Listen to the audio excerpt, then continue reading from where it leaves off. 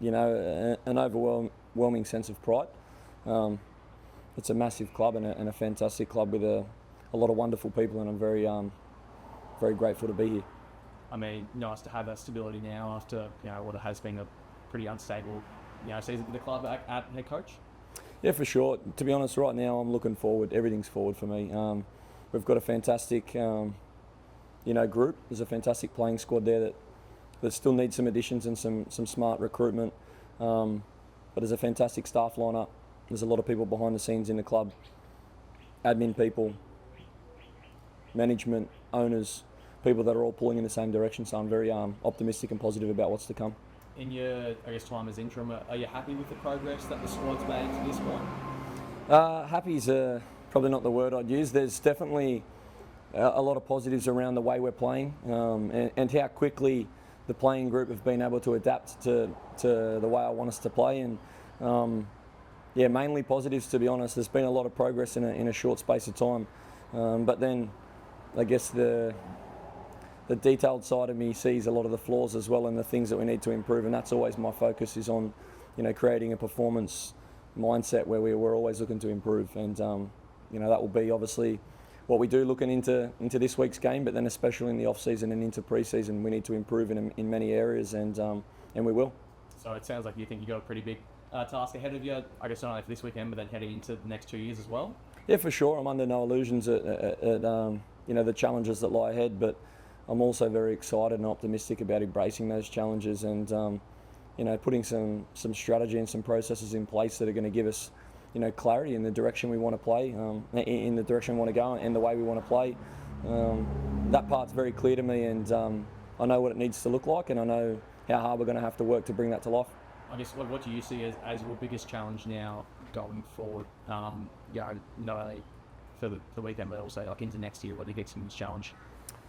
Biggest challenge, it's just getting recruitment right. Recruitment can be very difficult, and obviously it's a league where there are constraints and there are budgets, and football in Australia, I wouldn't say it's in a perfect state at the moment, so it comes down to being astute with the people that we bring into our environment, and that's both in the player lineup but also in the staff lineup. If we want to create a high performance program, there's a lot of things that need to fall into place to bring that to life. So I wouldn't say it's the biggest challenges, but there's definitely a lot of work to be done, and we're going to crack on with it. And I guess you're talking about the staff as well. Like you're happy now that you got that sort of assistant coaching group around you locked in as well. Yeah, for sure. I was able to walk into a club that already had a lot of quality people in that space, which was nice. And then obviously been in a position to bring in a couple of people that I've worked with previously. So I feel like we've created a really dynamic group of minds and the right type of characters. And we want to lead by example with how hard we work and how we carry ourselves, and and the connections we can create as people in this club. That's going to drive the culture, and I am definitely very happy with who we've brought in.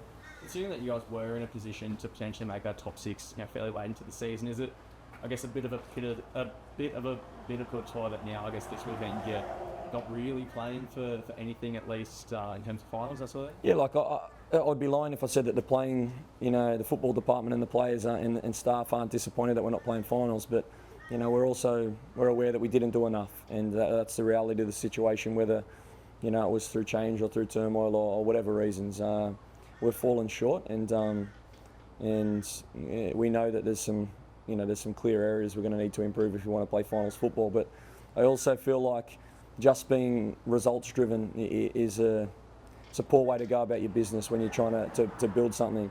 You want to build something sustainable. You want to do that with the right footballing philosophy. You need to do that with the right people in the right environment.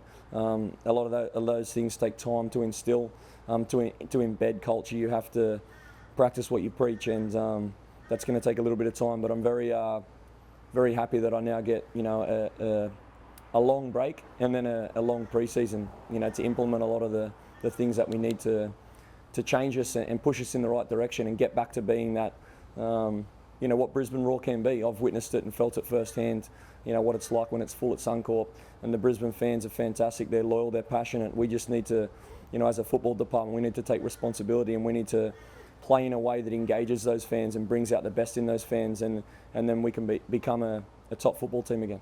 I mean, with that in mind, is this weekend, I guess, the first step almost in preparing the team for next year? Is that how you're gonna, I guess, look at it, or is it just about, continuing, I guess, what you've been trying to build so far in the second half of this year? Yeah, I'm especially for this game. I'll stay very, very process driven as always. But again, I've been looking to try and bring stability to this playing group and to this club, and I feel like we've been able to do that with our performances. They're becoming, it's starting to look like us, and there are so many positives in the way we're playing, the chances we're creating, the style of football, the spirit in the group. There's a lot of markers there that give us, a lot of belief going into this game. But it's not so much about the result, it's more about how we go about our business and what it's going to look like long term. And that's not to say we don't want to win 100%. That's always comes first, it's the focus, but it's about the way we win. It's important. I mean, I guess on that, like the way that you want to play and the way that you want to win, what is that identity that you want to build? Like, when people think of this club, what do you want them to think about? Look, I want us to be, and I'm well aware that words are cheap, and I'd like to think that, actions speak a lot louder than words. And if you look at the way we've played over the last, 7 to 10 weeks, we're a dominant ball possession team, and we're creating a lot of chances, final third entries, balls into the box, loads of corners, loads of shots on goal, and there's obviously an area there to improve for us to score more goals, and obviously at the other end to be a little bit more secure. So both boxes are certainly massive areas for us to improve, but our playing style's clear, and that is, to want that ball and to play forward and to be dominant in games, and that's when Brisbane Roar looks at its best. It's where it's had its success in the past, and I want to, I know I've got big shoes to fill, and I'm following in the footsteps of, one of the world's best managers in 𝗠𝘁𝗶𝗹𝘀, but I've worked with Ange, and I've got a strong belief in how the game should be played as well, and I've got my own principles and my own tactics and morals and ethics that I think make a good team, and I'm going to try and bring that to life. So I guess, you don't just want to try and, do too much of what you have your own identity, your own style that you really want to bring. Yeah, 100%, and it's evolving all the time. I'm sure his philosophy's evolved, over his years of coaching, and mine's certainly evolving, with every session and every game and every experience and every moment. But there are certainly some non-negotiables about what it should look like for my teams and what I try to impart on my players, and I'm very confident that we're going to get back to being a top footballing team that takes the game to the opposition and playing an attacking, aggressive brand of football that encapsulates the spirit and the DNA of Brisbane Roar and Queensland. And I don't say that, lighthearted. You only have to look at the other sporting codes.